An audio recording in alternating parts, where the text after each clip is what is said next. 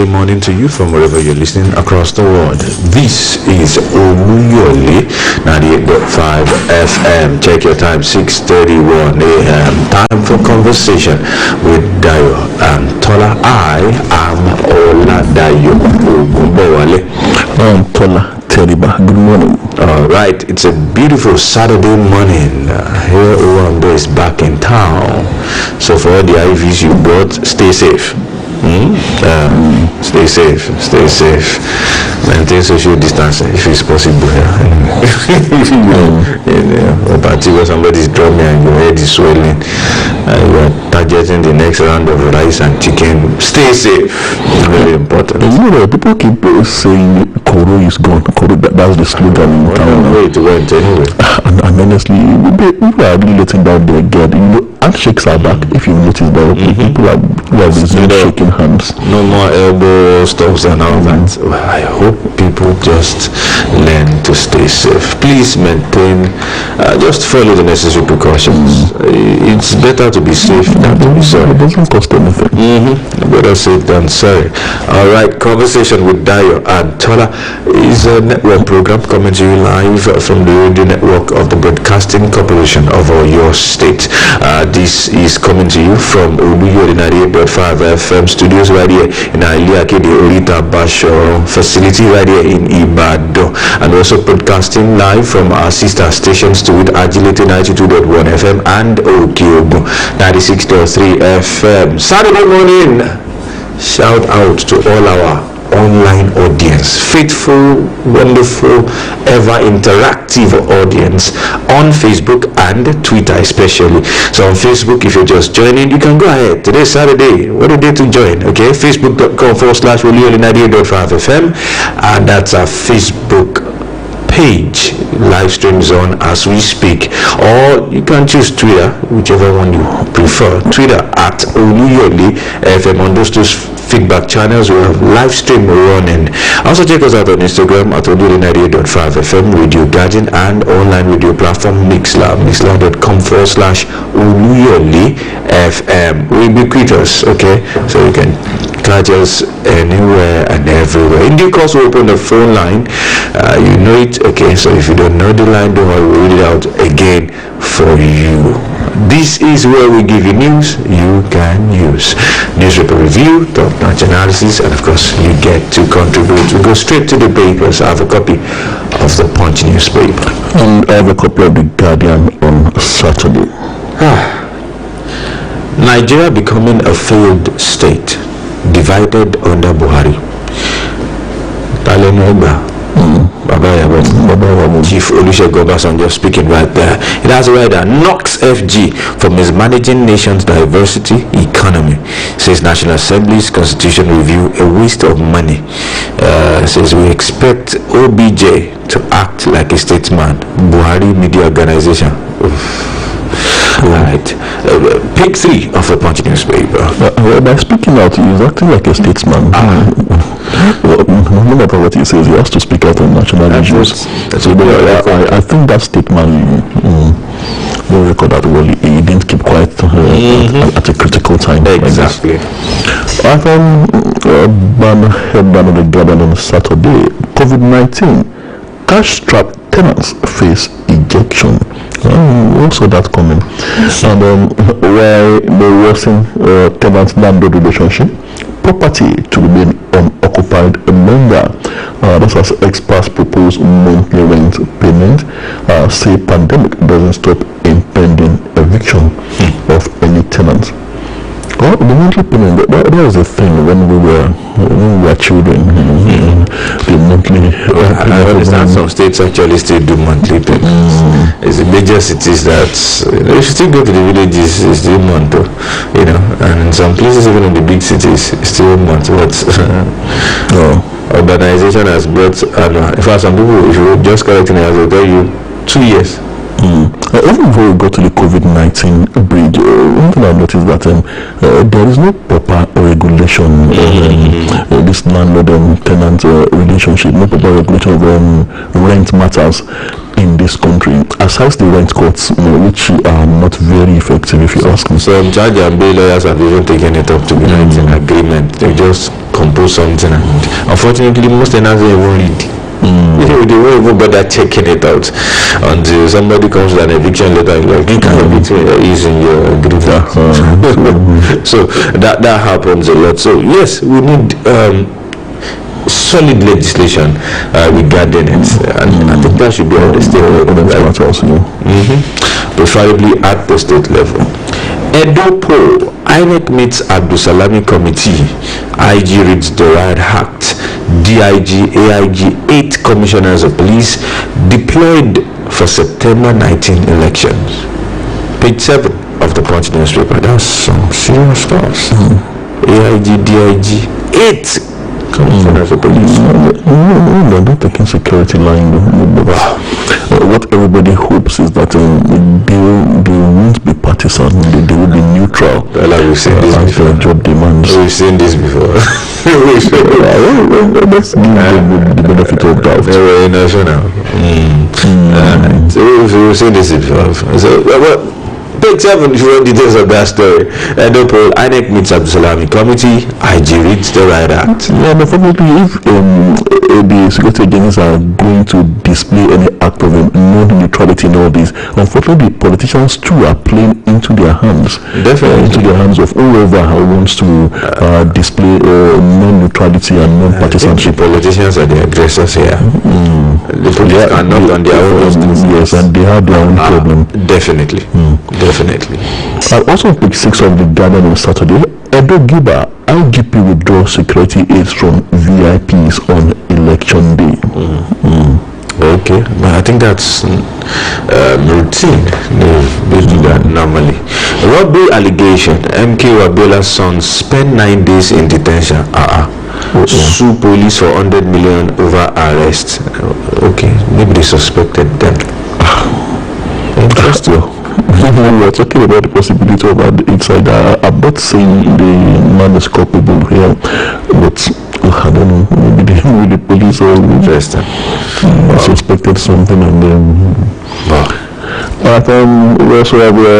Again, armed bandits invade Zangon, Qatar, kill 2, set houses ablaze. That's Southern Kaduna. Southern Kaduna again. Wow. How did they even get there? That's my question. This place is the military, police, every lockdown. How do these guys move? Despite the presence of that special squad, Are they team. spirits? Something is definitely not right. Clearly. Very unfortunate. Anyway, well, PDP reps sue Malami Mohammed NBC over new broadcasting code. That's on page 10 of the Punch newspaper. So even members of the House of Reps are doing that. Okay. Page 10 of the Punch newspaper. You can see details of that particular story. Okay, now Boko Haram radio talk. DSS invites Melafia again. Page 7 of the Guardian on Saturday. Okay. Let me spill more beans. This is like the third time now. Alright. Talking about someone who has also said something that might have been bigger than his mouth. How Ghana stopped convoy, switched cars before arrest, killing by soldiers. Eyewitness. Page 11 of the Punch newspaper. So you probably also knew. He had an idea that something was about to happen. He had an inkling, but they still eventually got him. And Defense Headquarters is still insisting that it was a firefight. Okay. The chairman of the council who said he was traveling with him. This eyewitness just confirmed that he was in a convoy.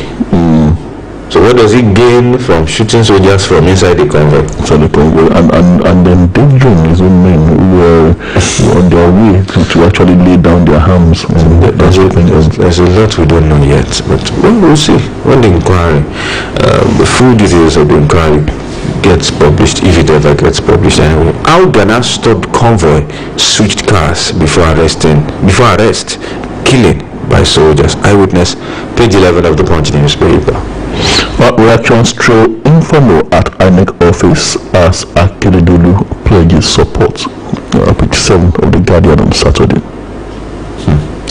Okay.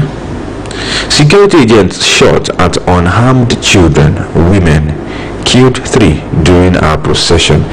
That's a Shiite leader. Page 18 of the Punch newspaper. Maybe some people keep asking why the federal government has not come down hard on this particular group. Now, I'm not profiling the entire Fulani race, but I'm talking about killer headsmen. The killer headsmen among them. They are still not named. They seem to be faceless. They seem to, no one seems to have an idea of their actual identity. And if you check the breakdown of the latest rating of terrorism index, global terrorism index, of which Nigeria is number 1 now. The latest ranking, yes, we are number 1 now. Over 40% of killings in Nigeria, I mean across board, extrajudicial killings, illegal killings in Nigeria today, over 40% is traced to these killer heads. Yet they are not named terrorists. Well, I think government knows better. There's a heavy clampdown on what does that Tola know? I mean, they know better. That's IPOB Shiites, serious clampdown and all sorts of dances by the military. It's so unfortunate to see that index. I shook my head for my country. It paints a very, very bad picture of Nigeria. I know somebody say it's bad before I know. I say, what is that you're saying? The situation is bad. I understand, but there's a way you present, on the international scene, and people just see you as a failed state. Number 1, you mean Nigeria is above Yemen? We are ahead of Pakistan, ahead of Beirut in Lebanon. We are ahead of Syria, ahead of Afghanistan, ahead of Somalia. Haba. Maybe putting it in context, people will now understand that. See, it's not enough to just want to bash the government of the day. Let's talk about us. How it affects us as individuals. And suppose as though the leadership is still dilly-dallying between accepting that there is a problem, that there is a challenge. It's doing better than some people. Strike threats federal government to parley labor today over grievances. The World African Traditional Medicine can rescue the world from pandemic, says Oni. That's the Oni of Ife speaking there. Pages 8 and 4 of the Guardian on Saturday. COVID-19, Nigerian Immigration Service issues tough travel protocol for China, US passengers, orders, and that's on page 9 of the Punch newspaper. And I'm still on the state of the nation. Nigeria is not working, Bishop warns. That's talking about the Anglican Bishop of Inewi Diocese, Right Reverend Ndubuisi Obi. Because Nigeria as presently constituted is not working. Wow. Bishop hewed the nail on the head straight up. Wow. Okay. 2 artists found dead in Lagos. Others hospitalized. Page 14 of the Punch newspaper. So you want to know what led to that? Of details on page 14 of the Punch newspaper.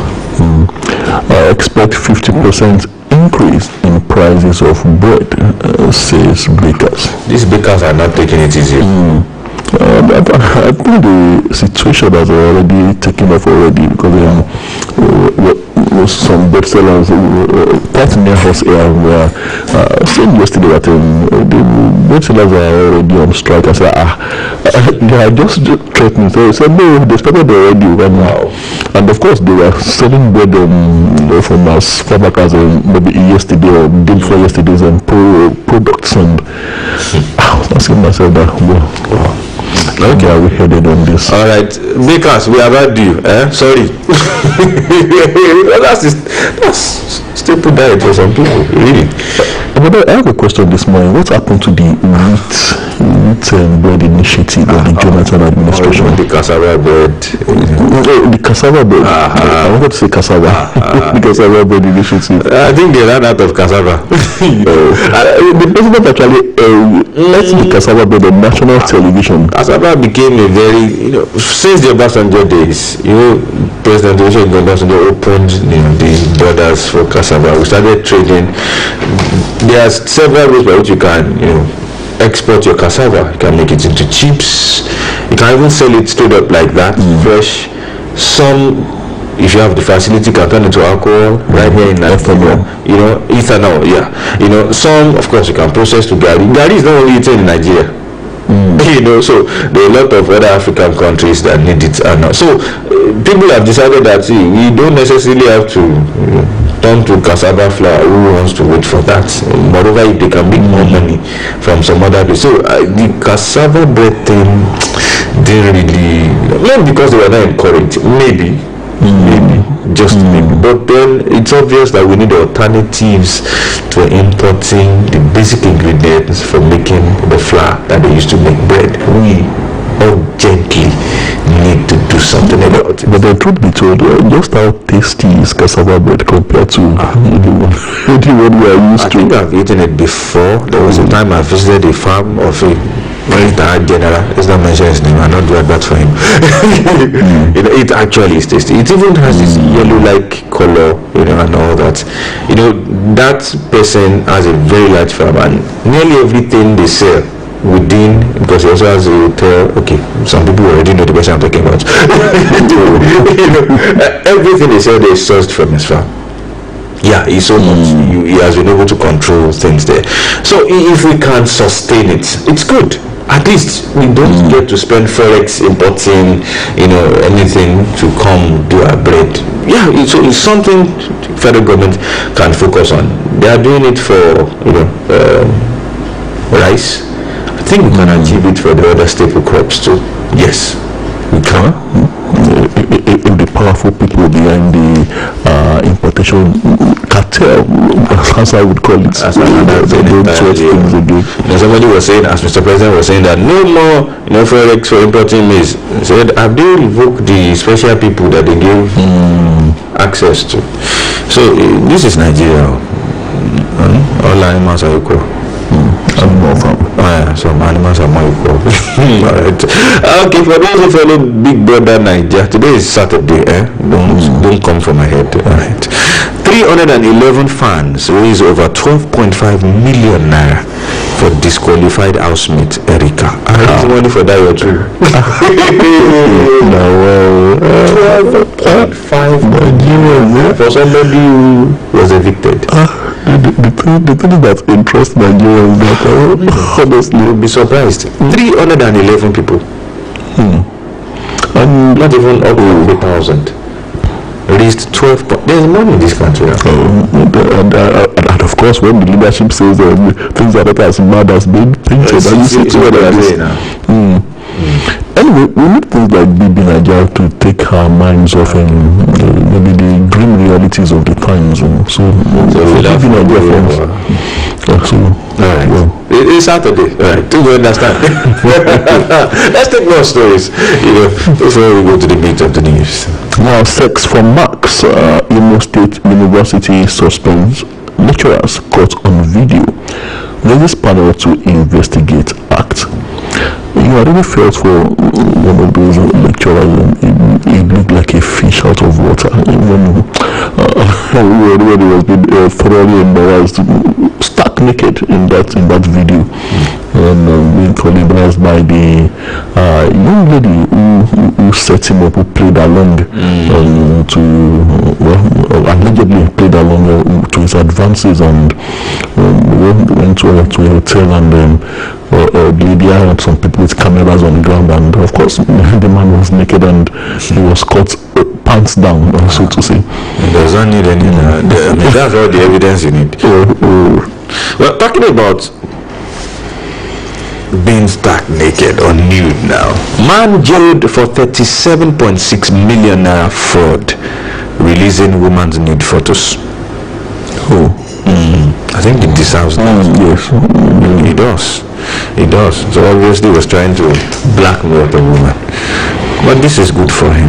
And when people are in a relationship and they do things like this, how do people think that there may be consequences in the future? You may fall out to the person in question and will use it against you. My opinion, why would you stamp your need in the first instance? It's a very common practice, and mostly among illicit lovers anyway. All right. By-election, Rep claims PDP candidacy accuses Ayade Secondus of imposition.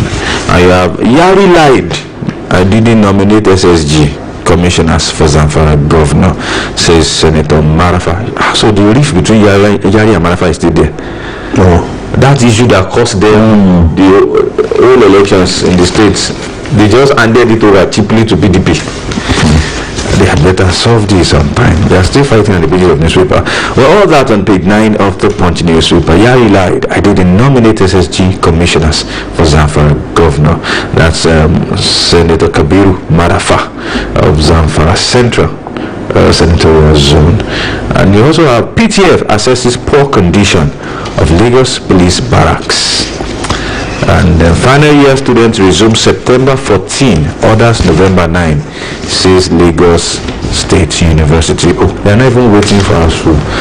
Okay, all right. All the stories are just took on page 9 of the Punch newspaper. Governor Mohammed Bimon's corruption in Bauchi civil service. Buhari appoints Malami PPI committee member, and also have NGO empowers physically challenged persons, gives palliatives, prioritize girls' sexual reproductive health, SFA tax on Nasarawa government, that's the Society for Family Health. All these on pages 6 and 7 of the Guardian on Saturday. Alright, let me see if we can get more stories before we go to sports. Okay, you have some other headlines there? Okay, there's this map. Okay, zoners to southwest, Okun people write National Assembly, and you have minister advocates death penalty for rapists. That's on page 19 of the Punch newspaper. Also, more from the entertainment scene, still talking Big Brother Niger. Drama intrigues in Big Brother Niger house. Erica disqualified. I wasn't surprised by my eviction, says Lucy. And the Trikiti Wings head of house picks Lucina's deputy Prince Dorothy Kidwaya Uzo up for eviction. All right, before we go to sports, finally, let's take some headlines from the business angle. Inflation rate will hit 14.15% as deficit financing rises. Guess who is saying it? Central Bank. This is not good news now. It's a saying you, but I don't have to say it in English. They should not be putting people's this can give some people hypertension. Inflation rate will hit 14.15% as deficit financing rises. CBN saying it themselves. I have Nigeria's petrol deregulation threatens imports from Europe.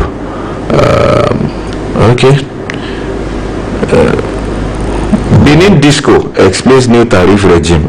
You are not the only one who understand. It's everywhere. Cyber fraud, CBN Bankers Committee create awareness. All the business story on the business page 28 of the Punch newspaper. There's also the story: petrol price hike, water resources bills, others test Senate's representation rule. Lawmakers seek open debate on contentious national issues. Alright, with that, I'm ready to go to the sports page. September, page 31 precisely. Abdulrazak gets ministry backing to revive KFA. And you have Fury should think of retiring soon. Our own Anthony Joshua. Is it your point that will retire? That's the meaning. I don't punch him out of it. What? Punch him into retirement. So want to retire that brother? Alright. Fury should think of retiring soon. Anthony Joshua. It's also on page 31 of the Punch newspaper. Chioma Ajunwa hands out palliatives to 65 athletes, and reverting to 3 substitute surprises club. And Nigerian stars set for action as the English Premier League resumes. That's the one that says September 12th, EPL resumes. And Kwara governor to host USA 94 Eagles. Well, the governor is promising to host them in recognition of their role. That would be nice. A lot of them have been forgotten. And finally, we have Keep Your Boss one away Osai Samuel. I have injured Aribo out of Eagles friendlies. Ode joins Onions on loan. That's about that on the sports page of the Punch newspaper. Finally, from the sports page of the Guardian, demolition of illegal structure at Lagos National Stadium, not targeted at anybody. And ex-Olympian Chioma Ajunwa splashes COVID-19 relief packages on athletes. 18 Nigerians on scholarship programs in Japan. On sports page of the Guardian on Saturday. That's a very good one from the veteran athlete Chioma Ajunwa. Well done. If more people can do that to encourage upcoming athletes. Time check 6:57 a.m. Destination time 7:30 a.m. We'll go straight to the meat of the news. I'll quickly take this. Nigeria becoming a failed state, divided under Buhari. Obasanjo speaking right there. Former President Oluyole Obasanjo says Nigeria is slowly becoming a failed state and a basket case that urgently needs to be pulled from the brink of collapse. He said this in Abuja on Thursday while delivering a speech titled Moving Nigeria Away from Tipping Over at a consultative dialogue attended by various socio-cultural groups including Afenifere, Middlebelt Forum, Northern Elders Forum, Ohanize Igbo, and Pan Niger Delta Forum. Obasanjo, who played an active role in Nigerian civil war, said he had never seen Nigeria so divided, adding that many of the problems plaguing the country today were due to the recent mismanagement of Nigeria's diversity. The former president said, quote, I do appreciate that you all feel sad and embarrassed, as most of us feel as Nigerians with the situation we find ourselves in today. Nigeria is fast drifting to a failed and badly divided state. Economically, our country is becoming a basket case and poverty capital of the world. And socially, we are firming up as an unwholesome and insecure country. Nigeria becoming a failed state, divided under Buhari, says Obasanjo. That's on page 3 of the Punch newspaper. Is Baba wrong? Let's leave the piper now. Let's leave the messenger. Can we focus on the merits of this statement? That's what I wanted to say, that well, it's a pity that the leadership and actually many Nigerians, especially even Nigerians from Baba's own part of the country, would want to see this message as being veiled with political undertone. They will be seeing it from the political perspective rather than focusing on the message itself, the substance of the message, the truth in what Baba has said. You just quoted what chairman of the Buhari Media Organization, Akinsinju, said. He said Nigerians would expect people like former President Oluyole Obasanjo to behave like a statesman and not join a class of elites who complain because their selfish material interests were not being serviced. That is massive. Selfish interest? Okay. Akinsinju said this while responding to comments attributed to the former Nigerian president in Abuja on Friday. He said, quote, we expect former president to behave like a statesman and not serve as a distraction. Wow. The Nigerian political elite complain just like he is doing now when their personal interests are not being serviced. President Muhammadu Buhari is doing what every sensible leader should do. Put the interest of the majority of Nigerians first. Most of our fault lines with which Obasanjo is talking about today are creations of the selfish interest of the elite which have no economic consequences. Wow. Most of our elite advance these fault lines to further their interest. But The spokesman is saying that Baba is actually speaking out of a selfish undertone. Is he also acknowledging that the things Baba said are actually real? That's it. Or whether or not they were caused by on the main issue. You are trying to attack the personality. What he said, is it true? What are you doing about it? You're saying your president is doing the best. This man should not talk. He's one of the elites. They are even the cause of our problem. Okay, what are So there's a problem. So do you accept there is a problem? Whether Baba and people of his ilk caused it or not, let's just set that aside. Are you accepting there is a problem, as Baba has said? Very key. Well, it's unfortunate we have to get low as this. It's pretty unfortunate. Anytime anyone talks, is always about he's been sponsored. Even when who is sponsoring your reference? Even when workers from many of the sectors are trying to press on their legitimate demands, it's always about they are being politically sponsored. I think the political leadership should move away from that and begin to actually address issues, acknowledge that there is a problem and that we are in it together, and tell us the measures being made, the efforts being made to solve this problem, at least make the people feel somewhat better.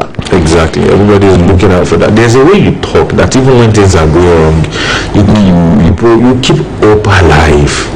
Unfortunately, we're not finding that at a time like this. Let's take a couple more stories. Petrol price hike, water resources bill, so that's the Senate's representation rule. Lawmakers seek open debate on contentious national issues. Now, as it resumes from a 2-month end of session recess on Tuesday, September the 15th, the Senate is under immense pressure to demonstrate its parliamentary representation, particularly on critical issues that push the federal government against the people. Agitations against the contentious water resources bill, hate speech bill, common law, among others, as well as the recent hike in the price of petrol at the time electricity tariff was increased by over 300%, have called representational role of the lawmakers in the National Assembly to question. In parliamentary parlance, it is settled that in fulfilling the functions of lawmaking and oversight, parliamentarians must at all times represent those that elected them in principle and in deeds. And many believe that for a parliament to maintain legitimacy, it is critical that accountability to voters should take place systematically throughout the parliamentary term, rather than just at election time. And now the American leadership, it was not, is at the moment being put on the edge to allow full debate on some critical national issues with a view to determining their acceptability by Nigerians. Petrol price hike, water resources bills, others test Senate's representation role, and lawmakers seek open debate on contentious national issues.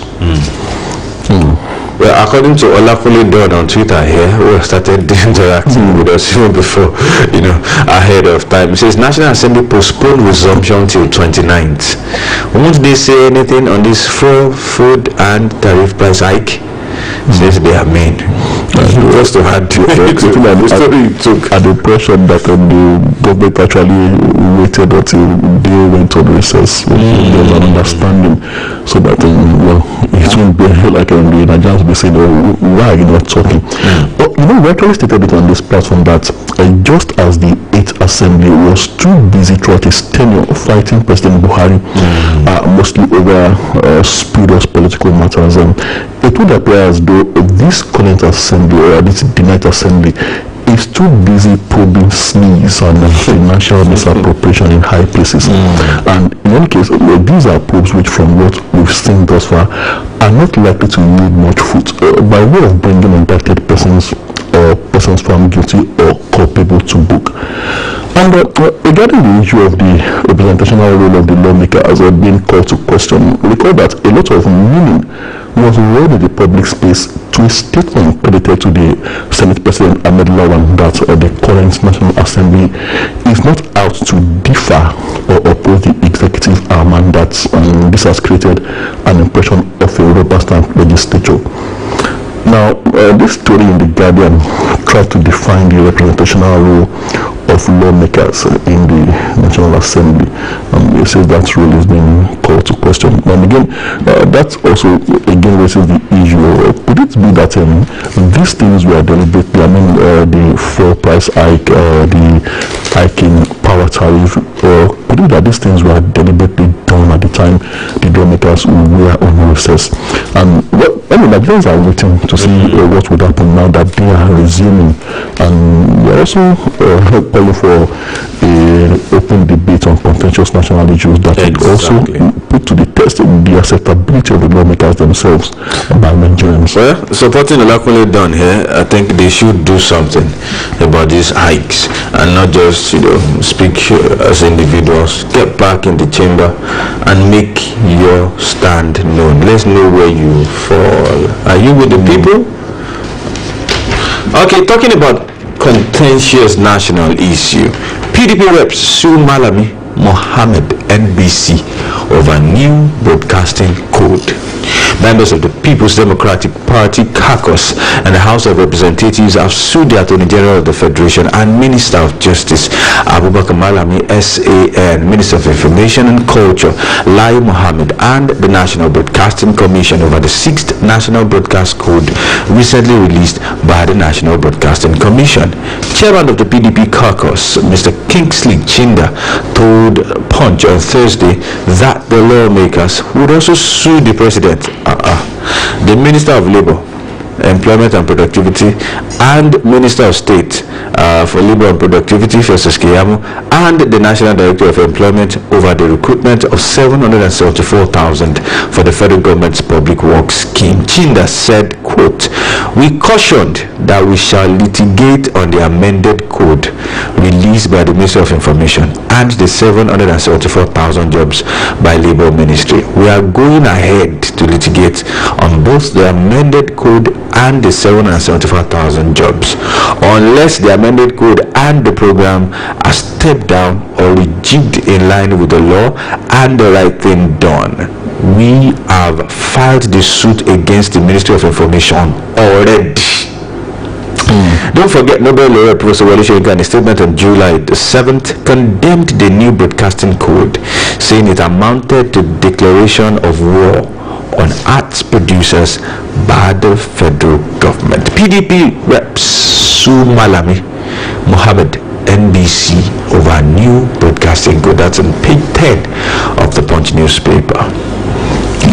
Now, going to court, don't they wield certain powers by which they could influence things without having to resort to the chambers of the courts? I've been working now in consonance with the senators. Is there nothing they can do? I think they discovered that their counterparts from the ruling party are in cahoots with the executive. It's obvious. They know now. If they say together, they are more in number. They know themselves. So the court is the last hope now. A young man who wanted to marry the wife of his godfather, and the daughter of his godfather, beg your pardon, on entering his house that day, and the godfather seeing his daughter and say, you, I know you cannot marry my daughter. He said, okay, why now? He said, you are telling me we know each other.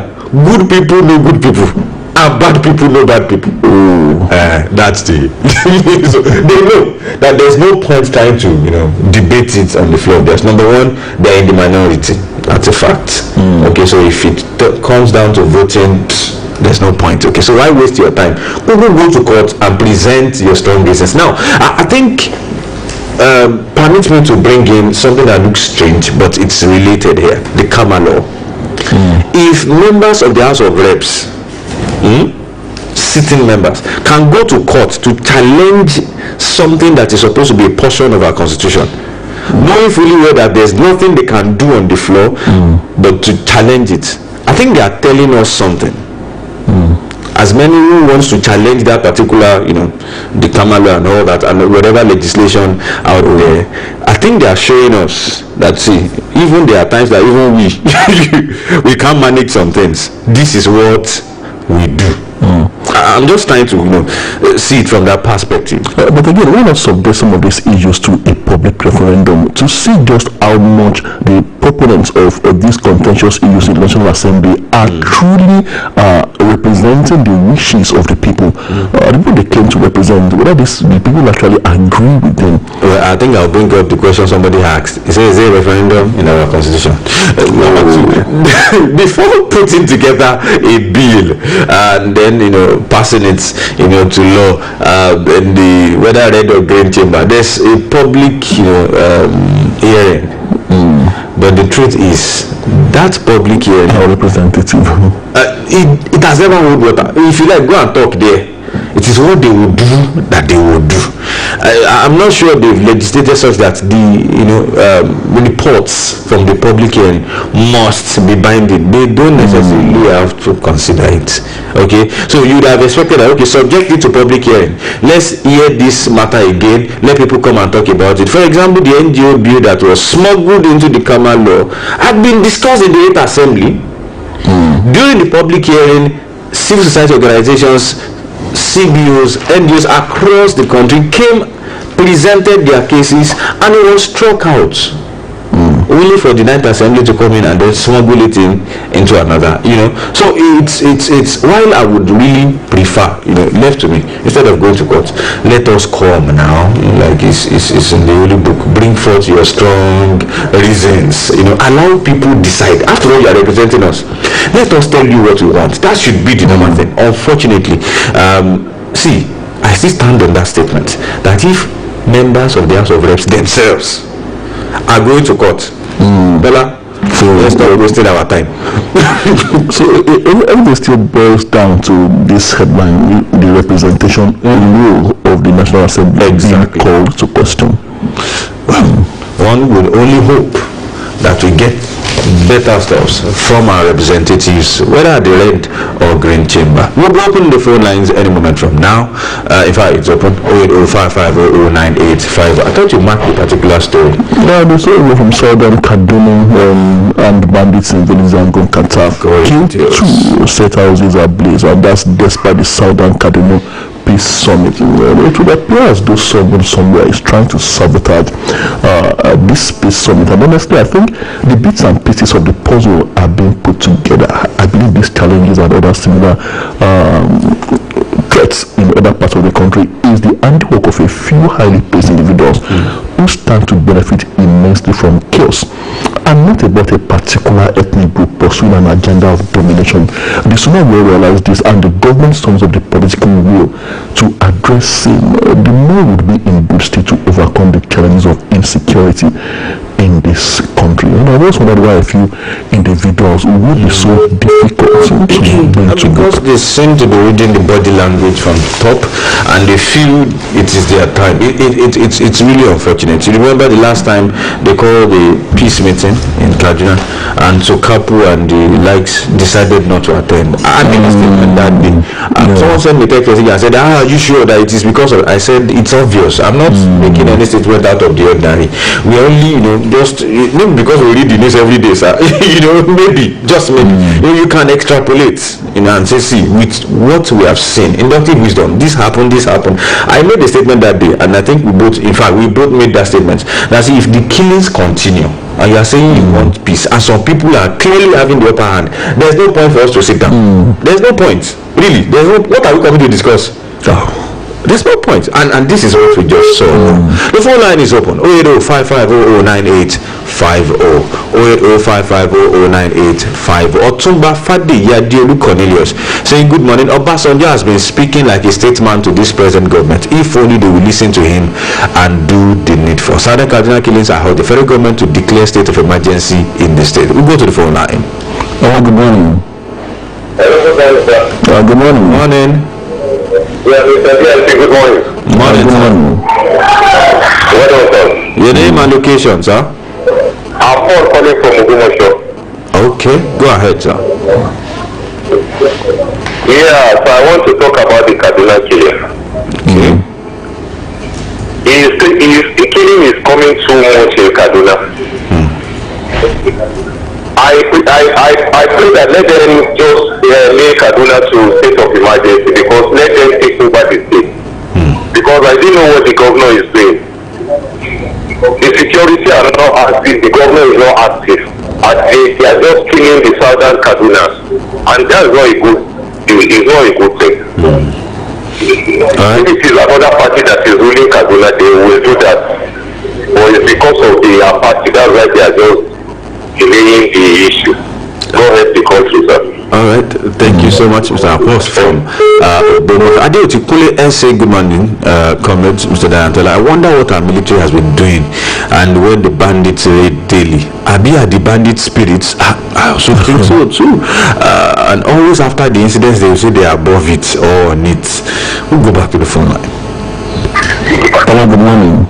Hello, good morning, sir. Morning, Haruna.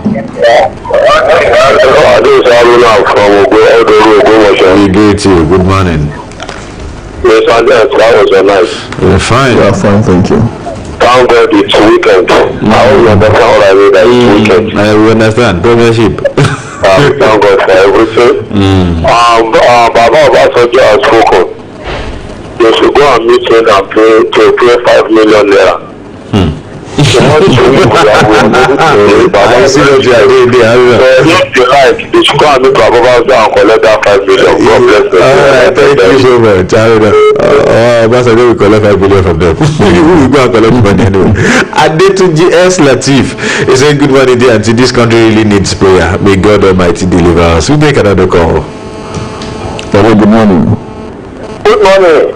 Morning, sir. My name from Ogbomoso. Nice to have you, sir. I disagree entirely with President Obasanjo that Nigeria is a failed country. Okay. You can't hear that from President Carter of the United States. That America is a failed state. You can never hear that from George Bush or President Obama. Well, in all fairness to him, sir, the headline, contributed to the failure. Mr. Falabi, the headline reads Nigeria becoming a failed state. Of Bell's University, Abeokuta, which was founded in 2004 but became operational in 2005. If it is true that Obasanjo is the owner, then Nigeria is not a failed country. Well, he never said it's a failed country. American University of Nigeria, Yola, founded in 2004. If it is true that Atiku Abubakar is the owner, when he was the vice president of the Federal Republic of Nigeria, then Nigeria is not a failed country. Okay. Good morning. Thank you so much, sir. I hope you had the comment there, so that I won't be guilty of twisting the story or misconstruing. The headline reads Nigeria becoming a failed state, divided under Buhari. He never said Nigeria is a failed state. Okay, so let's not say what he did not say. That would not be fair to him. Okay, the phone line is still open. 085509850. Hello, good morning. Good morning. Good morning, sir. Reverend, you need to get to a better place. That line is not clear. You would most likely need to call us back. You need to call us back, Reverend. So sorry. The line is muffled. Yeah, you can barely hear a word from what you said. Someone else is here. Hello, good morning. Good morning. Good morning, sir. This is Adikabola from Ogbomoso. Nice to have you. Go ahead, sir. Yes, I want to comment on President Buhari. His inadequacies. We don't have president. Those people that are saying about the job. We have president, sir. We have president. They are paying for this with all this thing. Is it not true? People are being killed every day. See what is happening in Kaduna. And we say we have president in Nigeria. We don't have president too. These people are just using that as of the year. Do you not true? As people are saying Nigeria is not becoming a first state. It has already become a first state. People are being killed every day. And so back along. Good morning. All right. Thank you, Mr. Isaac. It's obvious you're hungry. But saying they are doing nothing, yes, they are not doing enough. But saying they are doing nothing, that would not be fair. The use of words, let's be fair to the president. Let's not call our president inadequate. If he were an inadequate individual, he wouldn't make it to the seat of president. Exactly. So he is very... Plus, the discussion here is not about Nigeria being a failed state. the person who spoke said is becoming. There's a difference between getting, being on the road to somewhere and being there actually. Okay, let's not misconstrue former President Oluyole. We must also realize that the challenges before President Buhari are enormous. Clearly. So we should cut him his slack. We should be a bit kind when. Yes, we are hungry, but let's still use some, not to use some words. Okay, 005509850. Adetunji DS Latif, okay, I already took that. Adiola Sunday, good morning, Mr. Tola, and happy weekend to you guys. On hiking price of bread, since all prices of goods and services are going up now, where will common man run to? Petrol, pump price, bag of rice, gari, etc. All I thought they said the food of price of food is coming down. I will go back to the phone. Good morning. Good morning, sir. Nice to have you, sir. What I want to say, we don't need to be people ourselves. This person administration has done nothing. We need to be partial. Now, look at what is happening in South Africa. Incessant killing every day. And we have the leadership. The military are there. The president are there. IGP is there. Chief security officers, they are all there. What are they doing? But all what I know is that this thing is political. They are political. The government of that state, what did he do? And the leader is the leader of that state. So we don't need to defeat ourselves. The leadership of this country are done nothing. That's my All right, Prince, with his opinion right there. On Facebook, say good on Mr. Tola. Please, let's keep praying for Nigeria, my country. It's our country, so that God will deliver Nigerians from this hacker that hack Nigeria government. Have a nice weekend. God bless you. Ajia has become a tech professional here. Back to the phone line. Good morning. Good morning. Good morning. Nice to have you, Alaji. Go ahead, sir. The recent killing in Southern Kaduna is becoming alarming and unbearable. Now that the government wants to declare a state of emergency, it is long overdue, and it calls for urgency. I've been asked to people for that. They will call it state of emergency day. People that are suggesting state of emergency, the government has they've not concluded that they will be. Okay, sir. Now, on the governor, our governor opened the phone secretary yesterday. We appreciate our neighbor governor, Engineer Tola today. I want to make a personal appeal to the second secretary to dedicate special funds for the College of Education and Latin. Now, Oluyole College of Education. It is the newest institution in the state. So the God help the governor and the second secretary. Thank you so much, Alaji. We really appreciate you. Christian Bolahon Adio on Facebook saying good morning, Mr. Tola. Kudos to you. Our president should try and find solution to insecurity in Nigeria.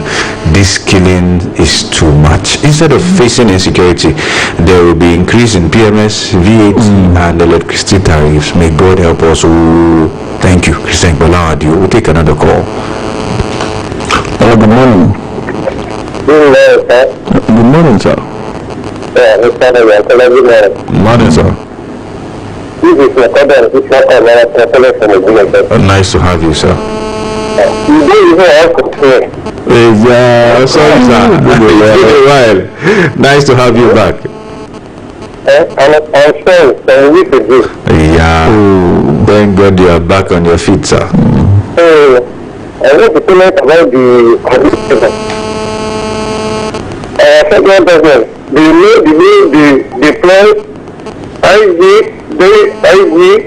now commissioner to educate population. And they know what to do a Kaduna now. It's not good government. So it's going to pay for good leaders. Now, Nigeria has to stop paying for good leaders.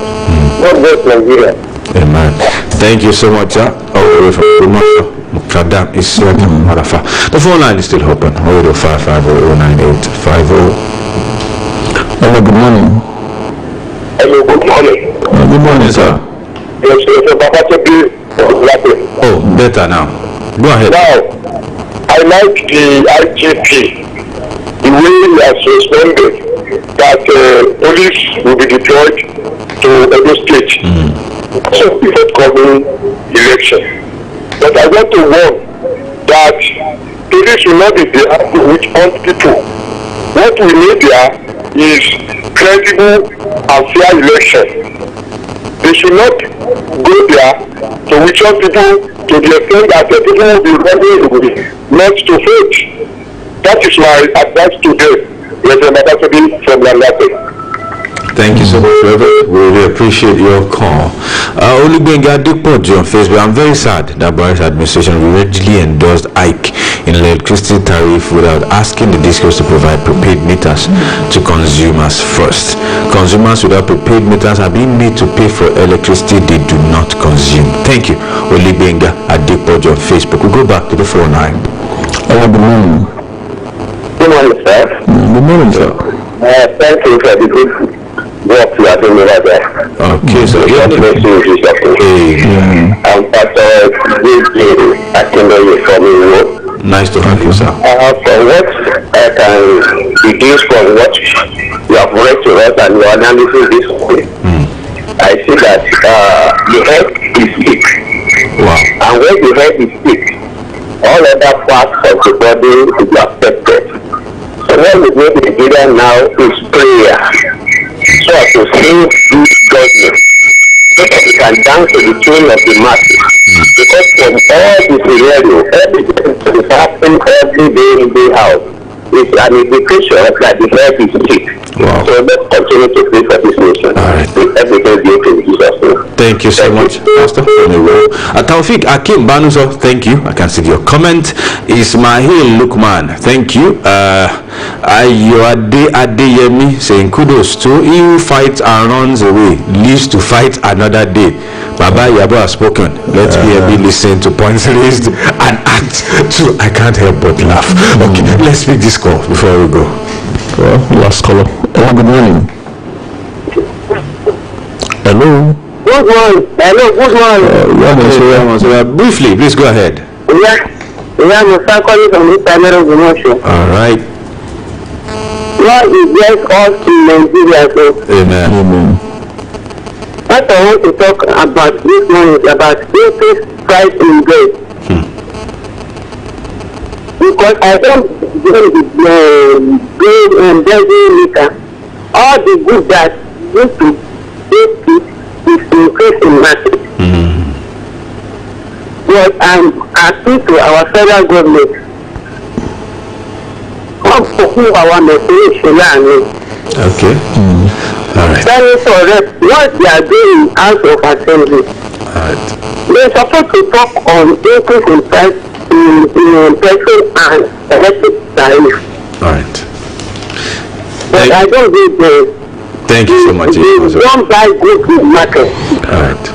Thank you, Yamoso. Thank you so If buy much. goods in market, they will know that around our message. We have to let you go, Yamoso. Thank you so much. Really appreciate your call. Ismail Lukman, Fuela Dewale Bernard, Thomas Aquinas Abiola, Anyoladun Wasiu Benga, Basit Kemi, all on Facebook. Thank you so much. Really appreciate it. But we have to go out of time. I have some bills to pay, and Mary is here. The way you are saying that Mary is here. As far you know, you are able to champions in this season. And you will be playing today. Jesus, you are not the one that is wearing zebra stripes now. What are we loud? Are you not wearing zebra stripes? That was like the zebra. We have bills to pay. Definitely sports business this morning coming right up.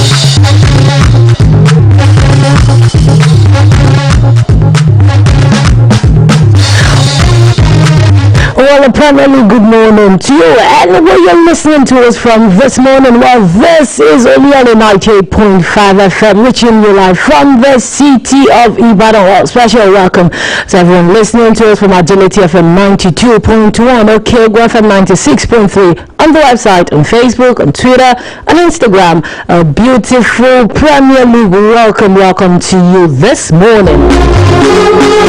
Well, it's Sported This, where that place where you get all the latest talking about the world of sports day in, day out. Once again, this beautiful Saturday morning, there's a whole lot to talk about, and that's specifically about the Premier League that does return today. The big question is, are you ready? Is your team ready? How well do you think your team will be able to pick up and perform this season? All of those questions waiting to be answered. Our first lady is ready to bring to you all of those details. My name is Mary Akinshala. Once again, welcome to the show. Well, we kick it off with things in the world of other sports and start off with tennis, where it was time for the men's semi-final. That was last night in the US Open. I can assure you now that the finals have already been decided. Who and who makes it to the finals? Yes, you heard that right. Who and who will make it to the final? And I can tell you it's a surprise, huge surprise right from here. Well, the first semi-final yesterday went down between Daniel Medvedev, the Russian, and also the Prince of Clay, talking about Dominic Thiem, and Thiem won that one straight set, 6-2, 7-6, 7-6 at the end of the day. Well, the results definitely do not look like the battle that ensued yesterday, but Thiem can tell himself now, congratulations, making it to the Grand Slam of the final of the US Open for the 2020 season. Well, the other semi-final was contested between Alexander Zverev, that's the German, and also Pablo Carreño Busta, the Spaniard, who knocked out Novak Djokovic. Well, at the end of the day, Alexander Zverev advanced to his first ever semi-finals, 3-6, 2-6, 6-3, 6-4, 6-3 at the end of that contest. Now, tomorrow evening now, the men will come out against each other. That's talking about Dominic Thiem and Alexander Zverev. If you would ask me that, why would you pitch your tent looking at this man? I don't know, it's dicey. It's really dicey. Both men are strong, they are good, they have a whole lot of talents in there. There's nothing, a little to separate them, but it's going to be all to play for. Talking about the US Open Grand Slam tomorrow, and also for the women's final, that one will be happening tonight, and that's going to be when the Belarusian Victoria Azarenka takes in Naomi Osaka. Also, so much to look forward to in the women's corner of the US Open.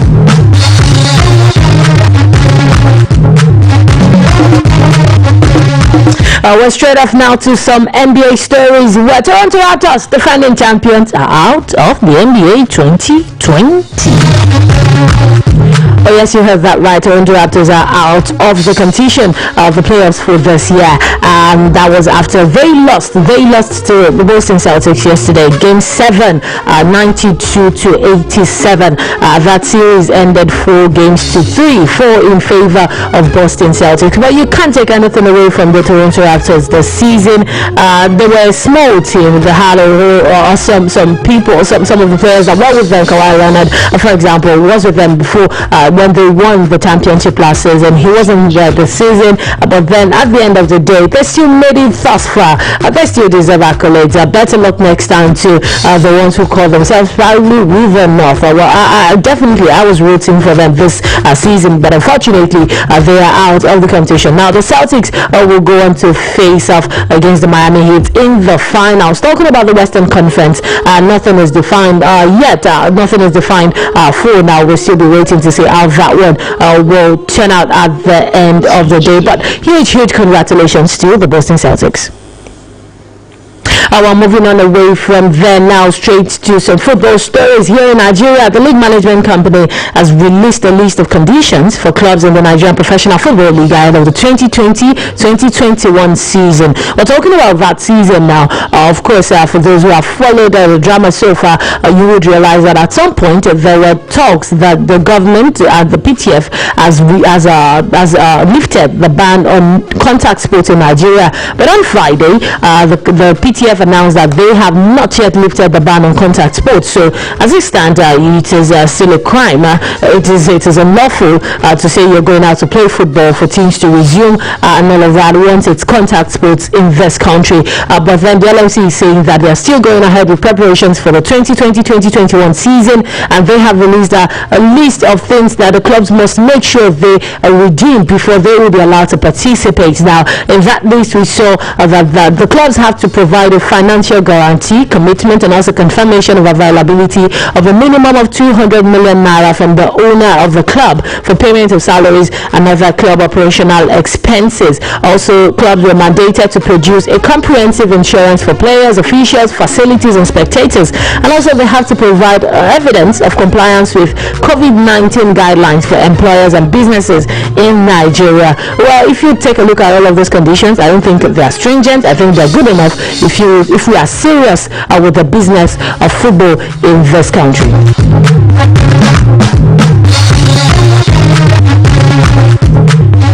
Well, straight from there now to the continental scene, where the Moroccan capital, that's Rabat, will host next year's highly anticipated Confederation of African Football presidential elections. Of course, CAF had a video press conference that was on Thursday.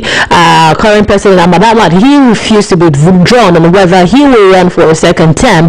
But the way these things go, of course, we all know that Ahmad would definitely want to run for a second term. But we do expect now that there should be a strong North African challenge coming from the angles of probably Tunisia, Morocco, Egypt, somebody coming to fight for that position. So the elections, which will definitely hold from what we hear on the 12th of March next year, should be pretty interesting, looking at that battle that will turn out in that category. So, but then CAF also had to sit down and look at some of the decisions they have made previously, especially for so many people, the coronavirus spike that has been recorded in Morocco of late. Don't forget that CAF Champions League semi-finals and CAF Confederations Cup semi-finals were expected to be played in Morocco. Now, CAF has come out to say that these competitions will still be played in Morocco, but they will not be played next week as anticipated by so many people. They have shifted it now for the semi-finals of the CAF Champions League, shifted to the 17th and 18th of October, and also the second leg will be on the 23rd and 24th of October, and the finals will be on the 6th of November. For the CAF Confederations Cup, that one was also shifted. Also shifted was the CHAN, talking about the Africa Nations Championship, the one they call the home-based AFCON. That one was also shifted from the 16th and to the 16th of January up until the 7th of February 2021 in Cameroon. And also they have approved 4 substitutions in that tournament. The next CHAN was supposed to be held in 2022 in Nigeria. That one has now been moved to 2023. Also, the ALCON, that's the African Women's Cup of Nations, that was scheduled to be played in 2022, will still be played in July 2022. Beach Soccer 2020 that will be holding in Senegal, also that have been confirmed that it will hold. And also the Under-17 Nations Cup that was supposed to be held in Morocco this year has been shifted to next year, 13th to 31st of March 2021. Now in all of this, CAF is shifting tournaments. CAF is saying tournaments will hold and all of that. In Nigeria, I think, just like I've been saying for some time now, the only coach we have is the coach of the Super Eagles of Nigeria. We're talking about Jonathan. Every other team in Nigeria doesn't have a coach. NFF tells us that they are still consulting. In the midst of all of this, in Ghana, the boys have already resumed. The Ghanaian boys have already resumed training for the Under-17 next year. In Nigeria, they don't even have a coach. The boys have not been picked yet. We don't know who is going to where. All of this stuff, we need to ask ourselves the question: are we even ready to compete at the continental level at this point in time, or is it going to be a case of let's just pack all of these things together, just do a shoddy job, join somewhere, and then we present them at the end of the day, and then when we don't get results, we come back and we start throwing blames at each other, and we start hearing things like, oh, they can't interpret tactics and all of that. So all of these questions definitely are things we need to ask ourselves at this point in time. When exactly will football resume? Are we serious as a country about the business of football?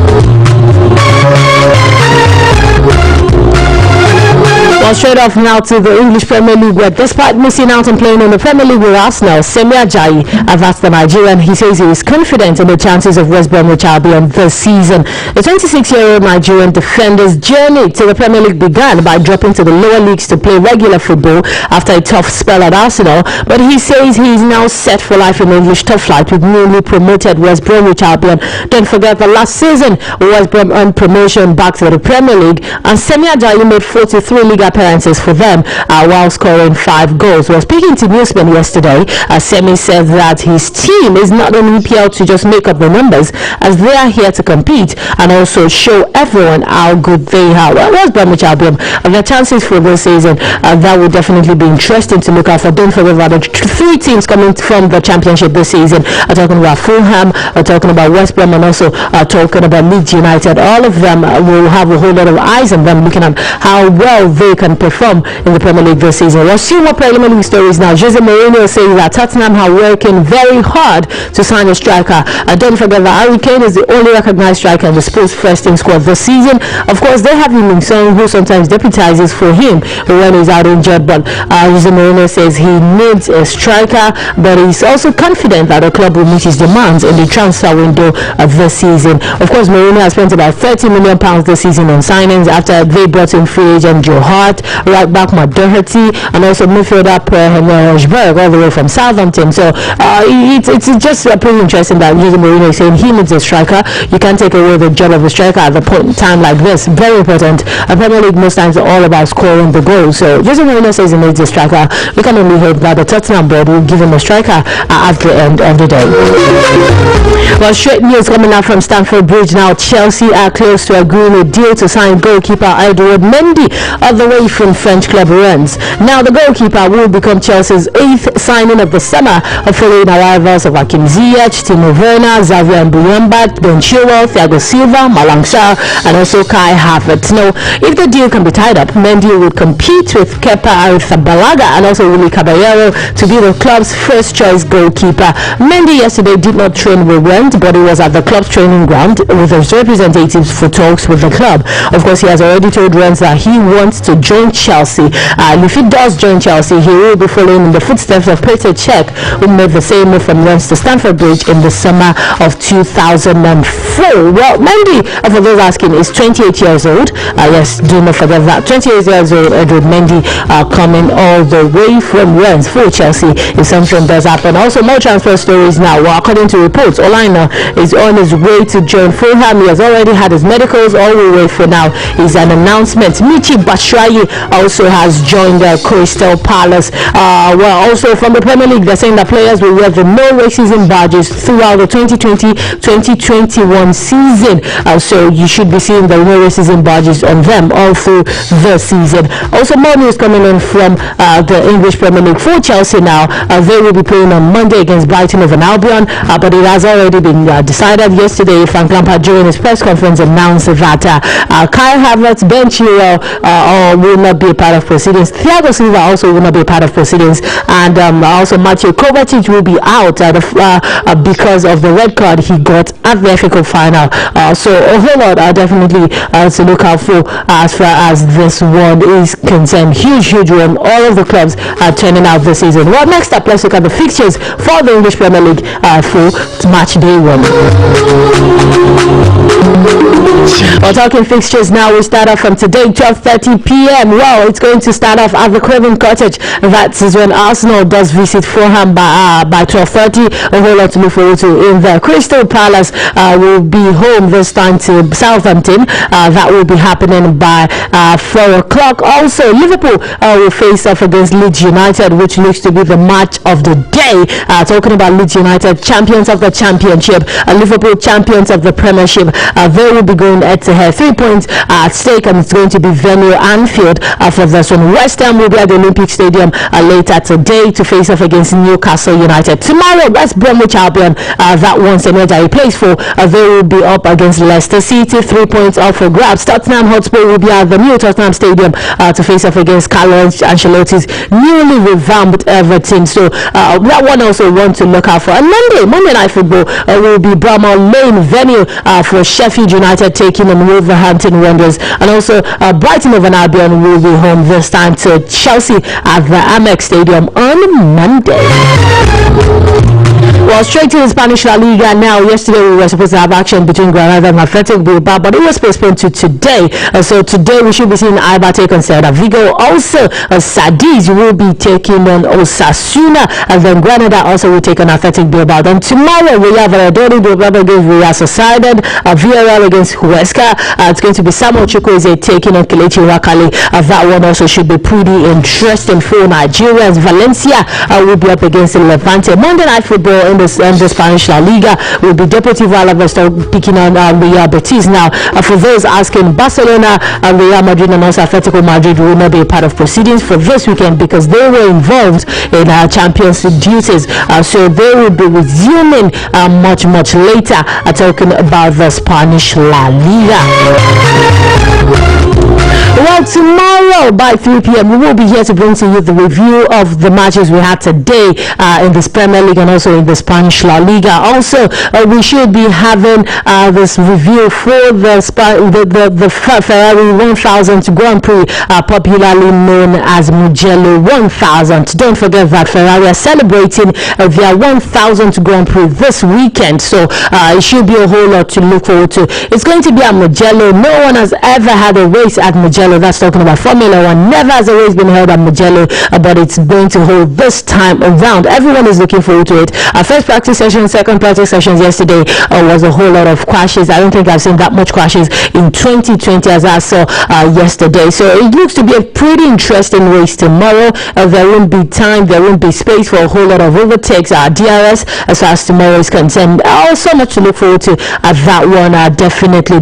Don't forget, Lewis Hamilton is still on top of the standings, closely followed by Max Verstappen and also Valtteri Bottas. Later today we should have third practice session and also the qualifying to get us know what we will have tomorrow. So 3 p.m. tomorrow we should be talking about that one. We should be also taking calls, talking about predictions for how will the season end for the 2020-2021 English Premier League. All of this will come your way by 3 p.m. tomorrow. This is what you can take this morning on Sports Bits. Well, always a pleasure having you. Special thanks everyone who's joined us from Matuleti FM 92.1, OK, FM 96.3 on the website, on Facebook, Twitter, and Instagram. We're saying thank you so much for being a part of the show today. Well, until I come here tomorrow 3 p.m. Don't forget to always support sports. My name is Mary Akinshola. Bye for now.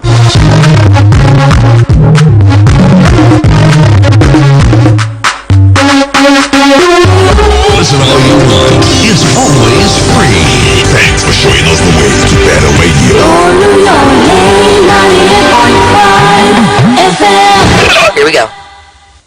Oluyole. Listen all you want. It's always free. Thanks for showing us the way to better radio. Oluyole 98.5 FM. Attention please. We sincerely appreciate you, our esteemed listener, for taking time out to call and comment on our various phone-in programs. However, to ensure clarity and avoid interference, we hereby appeal to you to always turn down the volume on your radio set or completely switch it off whenever you want to contribute on any of our programs. Once again, thank you as you keep listening to Oluyole 98.5 FM.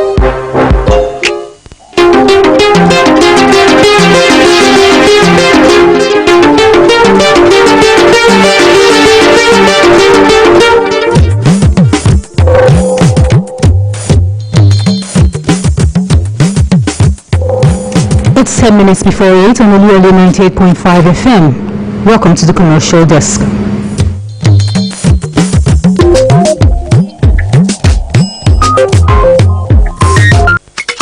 láti dẹ́kun ìtànkálẹ̀ àrùn covid-19 kí nàìjíríà sì bọ́ lọ́wọ́ àrùn ọ̀hún ká sì wà ní ìlera pípé gbogbo wa la ní ipa láti kó. ìdí nìyí tí petroleum equalization fund Abuja fi ń kéde rẹ̀ pé àrùn covid-19 sì wà o. èyí ló mú ìjọba àpapọ̀ ṣe òfin kónílé-ó-gbélé ká lè dẹ́kun àrùn yìí ká lè wà lálàáfíà kọ́rọ̀ ajé owó lè gbèrú sí i. ká tẹ̀lé àwọn ìlànà tí ìjọba là kalẹ̀ ká máa lo ìbòmú nígbà tá a bá wà láàrin àwọn èrò tó ti fífi ààyè ìwọ̀n ẹsẹ̀ bàtà mẹ́fà sílẹ̀ níbi tí àwọn èèyàn bá pọ̀ sí. tá a bá fẹ́ sí tàbí wúkọ́ ká ṣe bẹ́ẹ̀ sínú tissue paper ká sì sọ sínú goro ìdalẹ̀ sí onídìrí tàbí ká sí wúkọ́ sínú ìṣẹ́pẹ̀ ìdúró wa. ká máa fọwọ́ wa lóòrèkóòrè pẹ̀lú ọṣẹ lábẹ́ omi tó ń dà tó ti lílo oògùn apakòkòrò ọwọ́ sanitizer láti ra ọwọ́